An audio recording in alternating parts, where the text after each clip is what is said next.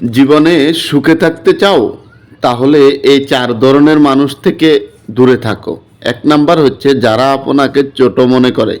2 number হচ্ছে যারা আপনাকে মিথ্যে কথা বলে।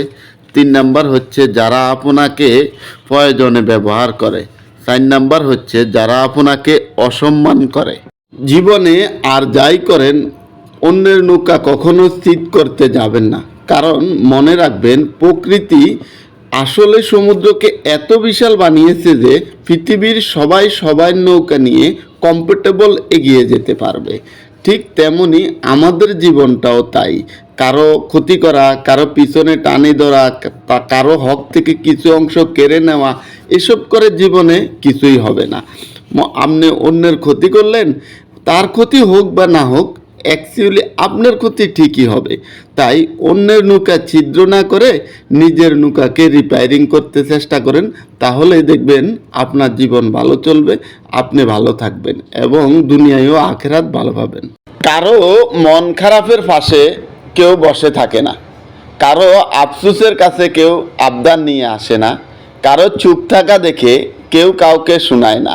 মন শক্ত করার গান, কোনো কান্না করা মানুষের সাথে কেউ হাঁটতে বাইর হয় না। হ্যাঁ ভাই, জগতের এই কথাগুলো আপনি যখন মিলিয়ে দেখবেন, মিলে যাবে।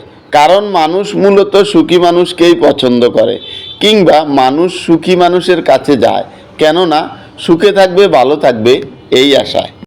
একটা দামি কথা বলি, মাথার উপরে ছাদ থাকলে যেমন বৃষ্টি বোঝা যায় না, অনুধাবন করা যায় না, ঠিক তেমনি আপনার বাবা যদি বেঁচে থাকে, তাহলে আপনার কোনো টেনশন বা হতাশা, দুঃখ কষ্ট কোনো কিছুই থাকবে না, একেবারেই থাকবে না।